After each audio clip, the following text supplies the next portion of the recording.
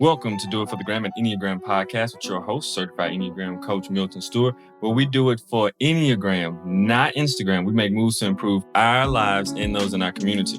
So this episode, we are talking about instincts, and we're talking about the social instinct in this specific episode. And so what are instincts? So we're going to get started. Intro music, let's go.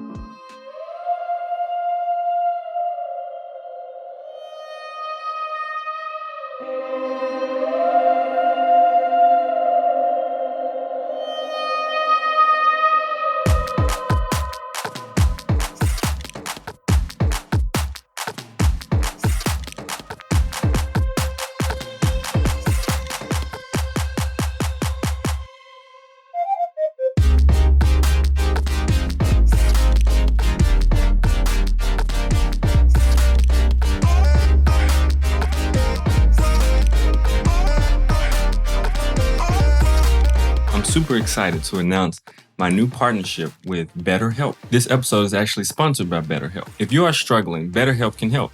You'll receive 10% off your first month when you sign on using trybetterhelp.com/do-it. So I'm super excited about this partnership that me and BetterHelp have entered into, because in this point where everything that we're doing right now to connect with people is more virtual, it is so important. Mental health, I think that aligns perfectly with things that we're trying to do, things that I want to do, and anybody that I would refer or think that could be potentially beneficial to the audience. And I think BetterHelp is definitely one of them. BetterHelp is basically, it's online counseling or therapy. So you're able to actually get some counseling or therapy depending on what's going on, from licensed counselors and therapists around the country. And you get to be able to get some of that one-on-one mental checkup that you may need. And BetterHelp's able to help you. So just go to trybetterhelp.com/do-it, and you'll get a 10% discount for your first month.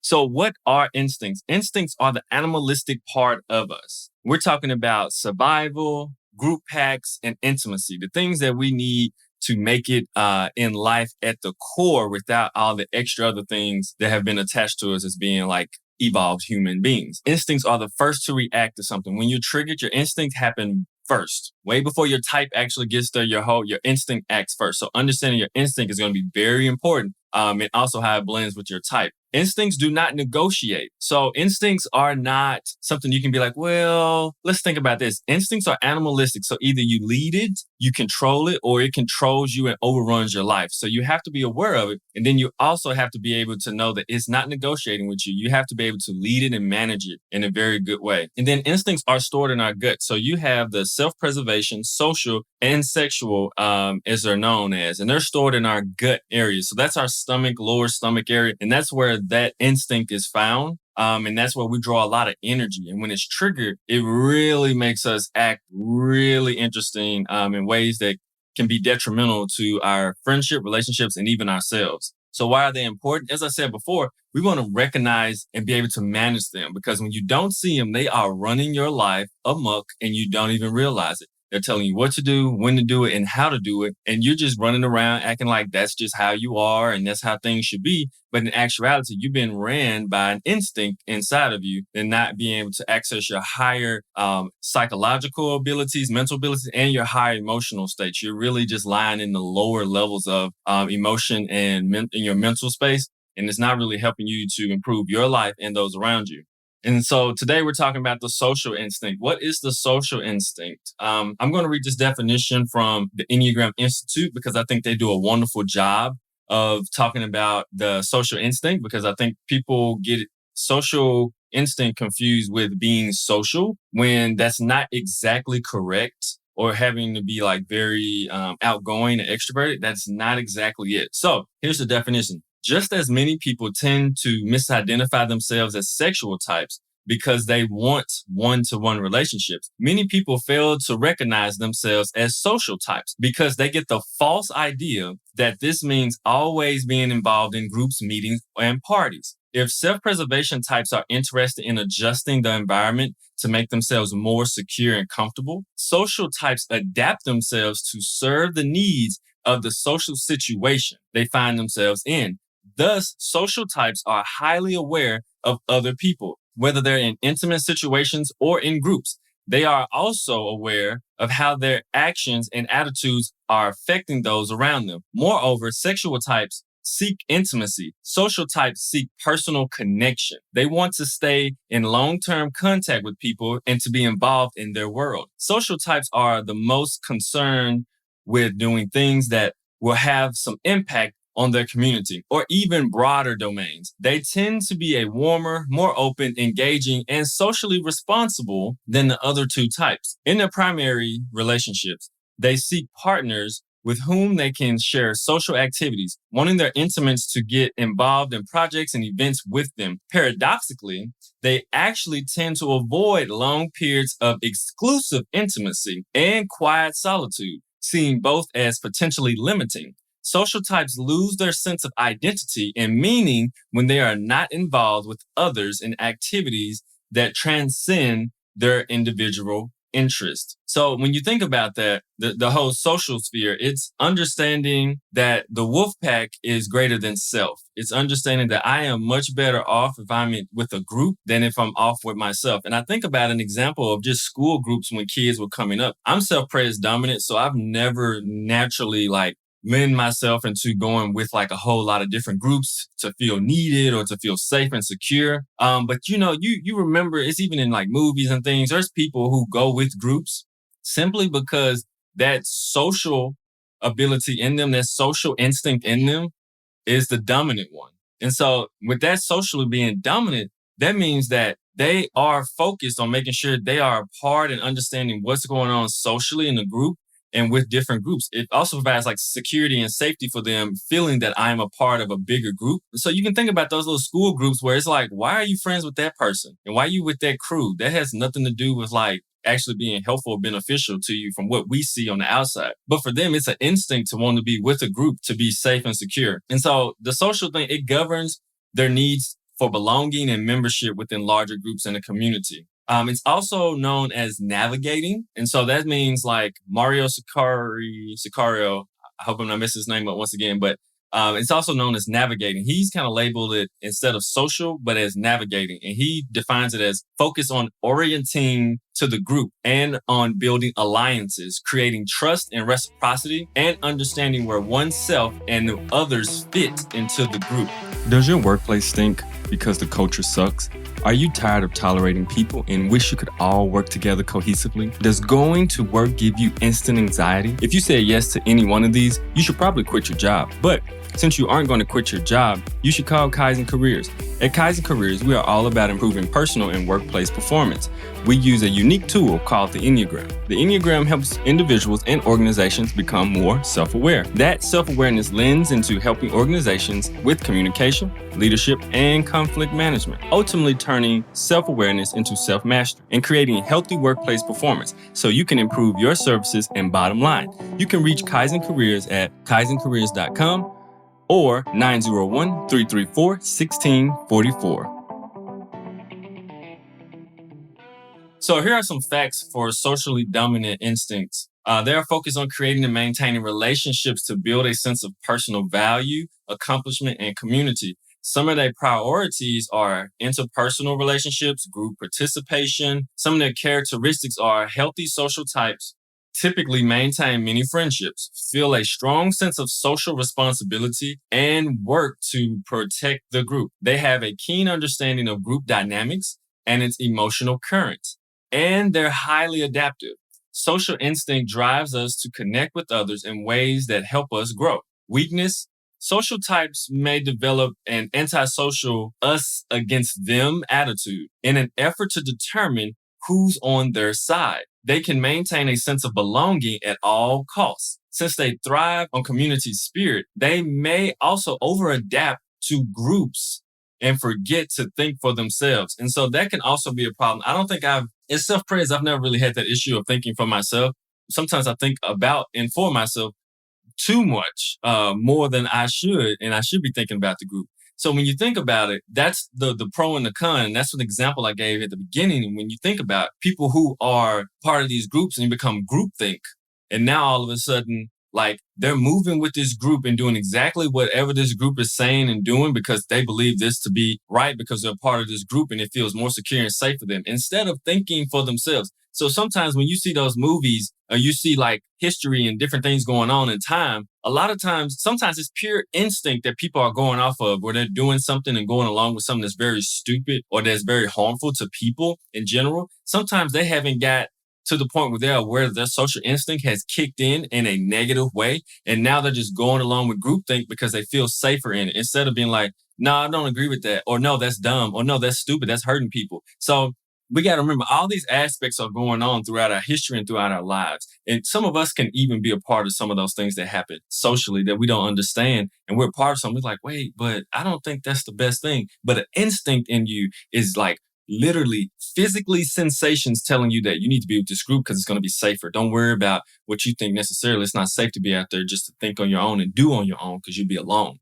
So we have to remember that all these things are happening within inside of us. And remember, instinct is in the gut, but it's also a felt sensation in the body. You know, when we talk about feelings, a lot of times we talk about emotions, but emotions are not directly just the feelings that we have. When I'm talking about feelings, I'm talking about physical sensations in the body. It's a whole different area which we have to pay more attention to because it's happening before our emotions and our thoughts kick in. So we have to be very keen and aware that they're actually happening to us. So some examples and traits that social types have include friendships, politics, rules, protocols, standards, social values, mores, manners, guidelines, gossip, inclusion, exclusion, appropriate or inappropriate, fame or notoriety, influence, civic engagement, clubs, and culture. So these are all things that will fall into the range of someone who is dominant in the social type that they would definitely be close with and understand deeply.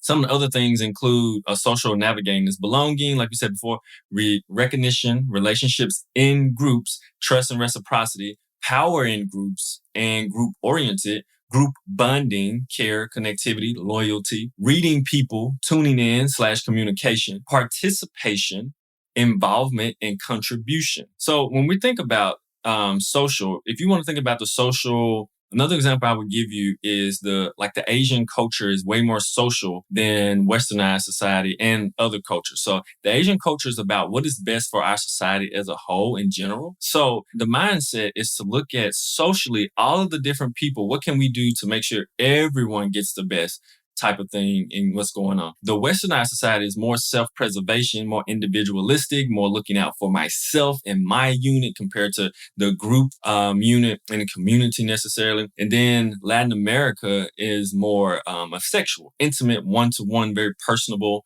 society as well. So that's another example if you need one. So some of the ambitions of the social types include interacting, because remember, if you heard earlier, I said politics. So a lot of times they can be interacting with others to build personal value and achieve accomplishments. So it's like, how can I work this kind of status and this rung to make sure I can possibly pursue, so I can possibly get some success and fame through what I'm doing. And so that blends in with your type. You have to remember that. Some of their main concerns include a sense of personal value, accomplishments, secure a place with others, status, approval, being admired, knowing what is going on in the world. So if you are a heart type and your dominant is social, you've got a whole lot when it comes to dealing with image, when it comes to dealing with status and understanding and admiration and appreciation. So you really have to be aware of this, because not only is your type by nature having to deal with like all the image issues and like worried about and perceiving value through others, but now if your instinct is dominant and social, now you really have it kind of double fold having to work through it. Some of the stresses to social types include adjusting to others, being accepted, avoiding intimate situations. And so that's the interesting part too. Like they'll love a social gathering. And if you think about, even if you're in relationships with somebody who is socially dominant, you'd be like, man, they're really good around people and all these different people. But when we try to be very intimate all the time, it doesn't seem to equate naturally like for an extended period of time. And so you have to be aware of that too, because that can really stress them out at the same time. So for sexually dominant types, it can be difficult sometimes when they want to get more and more intimate, but you have a social type who's like, okay, this was good. Now I need to go be with a lot of different people. So you have to watch that balance. Some of the coping mechanisms that they use is antisocial behaviors, because antisocial behaviors is actually understanding what's going on socially. It's kind of like the opposite of love is not hate.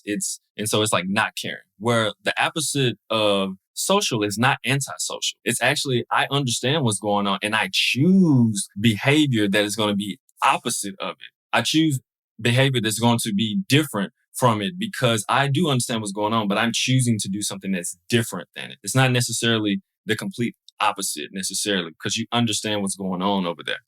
Poorly developed social skills, stubbornness, resentment, and avoidance. These are some coping skills, some coping mechanisms that socially dominant types can actually use when they are not feeling up to it, or when something that has really happened that's traumatic that affects and triggers their social dominant instinct.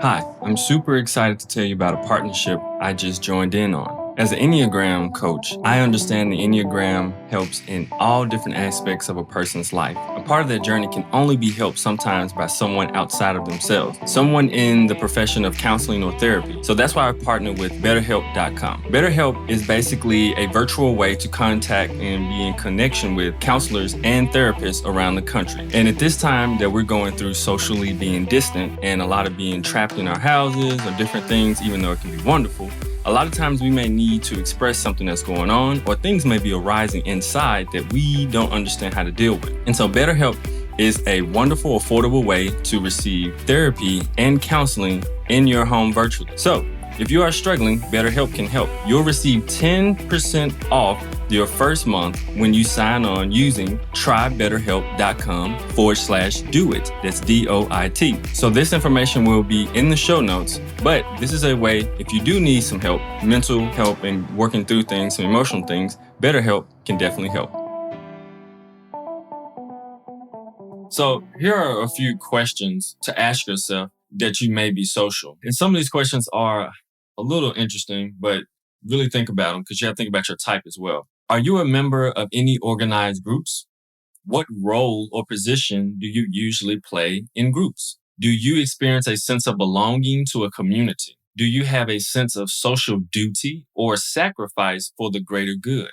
Do you gravitate towards being of influence in social relationships and structured community? Are you engaged in social issues? Do you follow the news? Do you participate in government or political groups? So that last question there would totally kick me out of I am involved in some social issues for sure, equity for youth, but at the same time, this is not at the top rung of my life. And so that would kick me out of knowing that social is my dominant type. So I'd be like, no, that's probably not my dominant type. Because it is huge. Like these questions you may if you say yeah, I'm pretty much like that. Yeah, you might not be your dominant, because if you said, yes, that is definitely me, then more than likely, then it's your dominant type.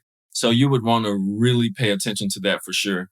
And like I said before in self-preservation episode, if you listen to it, the story about trying to figure out if you're social, between social and self-pres. I did an example about how me and a good friend named Tracy, she's social dominant and I'm self-pres. And she had a story about how she was going to a Thanksgiving dinner. They didn't bring they weren't cooking like food that she really wanted to eat. So she ended up bringing her own food. And she thought that was kind of self-preservation, bringing her own food because she wasn't going to eat what they had because she was on a certain diet and everything. But in actuality, the difference is she brought enough food for everyone there. She brought enough fish. She brought enough dessert for everyone there, not just herself. And so that's very important to see the difference between self-pres and social, because she literally thought, and it wasn't a problem to want to bring something for everyone there. In my self-presness, I would just have brought food for myself, or I would have ate before I got there. And it doesn't, in my mind, cross anywhere to be like, ooh, that's rude to do that. That doesn't mean anything to me. It just means I'm taking care of myself. You take care of you. But that's a self-pres type dominant thought pattern. And so socially, that'd be like, well, that's kind of rude if you don't bring yours. And so that's a whole different thing. You think about manners, procedures, protocols, etiquette. Those things do come from a lot of times a socially dominant type of thought space and feeling space about thinking about everyone that is involved in those situations. So that's very important. So some of the ways to kind of manage your social instinct is definitely breathing. So first of all, you've got to recognize it. So after you recognize that your social instinct has been triggered and you're really thinking hardcore about how I fit in with this group, how do my value look in this group, how do I look amongst these people, am I accepted? All these different things that come with the social space, you need to breathe. You need to get back in control of what's going on inside of you. And so you need to watch it, and then you need to question yourself, what is going on inside that I actually need to take a step back from and look at and try to approach in a more healthy way? Because now I'm going to go do something and try to be either overly social or try to be overly antisocial to make a scene or to create status or to have something dealing with the group instead of thinking for myself on what's the best thing for me at this time. So when social types are in balance, some of the things, they look skilled. They're really skilled at reading people and situations. They consistently create and maintain connections and with their intimate friends and colleagues, and they participate and contribute to their friendships, family, and communities in a very helpful and healthy way. Now, when they're out of balance, they are overly concerned with the opinions of other people. They fear social mistakes and a loss of support. They have excessive focus on others or lack of awareness of their own needs. They're overcommitting or avoiding commitments, and social insecurity can lead them to avoid communicating or to dominate a conversation to cover up for feelings of inadequacy. Those are some of the things as a socially dominant type that you really have to watch for and definitely be aware of. And something else that's very important too when you talk about the social dominant types. One of the activities that Uranio Paes did at Beatrice, Chestnuts, and his workshop is that for social types, it's almost like one of the things that can be triggering is if you have a group of people and all together, you're having a good time, and the person who's socially dominant, you are cast away and you're made to sit away from the group while the group enjoys themselves, and you have to turn your back to them and sit that way. He mentioned that as being triggering for people with socially dominant instincts because they want to be a part of the social group and it means a lot to them. There's safety, security, there's appreciation, there's value there for them. And so it means a lot if they are not able to be with the group, but in the room and feel like they're cast away and they cannot be amongst them. And so that's one of the things that's triggering. And so if that is something that triggers you or has triggered you in the past, you may be socially dominant instinct. So I would be very aware of that and be careful of it because it is something to watch and to understand that in order to feel safe or to grow, you got to make sure that you are not swept up all the way in just social spheres and things going on there. You got to check in more or less with yourself as well and make sure that you're okay and what you're thinking. And then sometimes move forward as a lone wolf. Every once in a while, it's okay to be that lone wolf. But socially dominant types can sometimes just roll with the wolf pack because I'm with the wolf pack. And it feels safer. So just be careful and be aware of that. And if you need help with that, I do subtype interviews. I do Enneagram subtype interviews. You can contact me at milton@kaizencareers.com or just go to my website, kaizencareers.com. That's KAIZENCAREERS.com, where you can sign up and you can actually get a Enneagram interview from me. I would love to do that with you. So you can figure out the subtype and we can get down and talk a little bit more about it because it gets very specific with your type, how different it is from just a 3 in general. A social 3 is different from a self-praise 3 and it's different from a sexual 3, all of them. So you have to make sure that you understand there are differences between all of them and that yours is very specific to you and it hits your pattern in ways that you will be surprised, way deeper than just your number hits your patterns in life. And then also I want to say podcasting is free for listeners, but not free for podcasters. I do have a patreon.com page.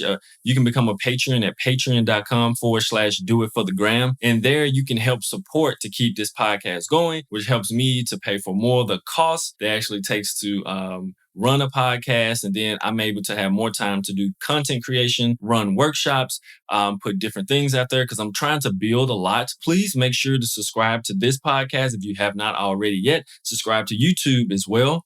Because I'm going to start doing like some short YouTube videos that are going to be very helpful and practical. I'm super practical, so I'm always trying to aid people in that. And I also don't think YouTube yet has enough or really good Enneagram content for people. It's a lot of jokey stuff, memes, fun stuff, all the kind of things. But I think it's important to put some things out there that have gravity to them and weight. because I really want to help people and make the Enneagram accessible to a multitude of people, even if you don't have all the resources to pay to go travel and go get all these different like workshops and stuff. I want to make it accessible to like everyone that is possible who on the path to actual personal growth and self-awareness. So it would really help if you subscribe on YouTube and share it, and also share this podcast as well. So if you're socially dominant and things are looking really crazy and you're feeling your value, your personal value is swept up somehow in your social sphere, and you're feeling not too well about it, and you're about to go respond in a way that's not going to be the healthiest for you, pause, take a deep breath, make a wise decision, and do it for the gram, the Enneagram, of course. And we'll see you in the next episode. Bye.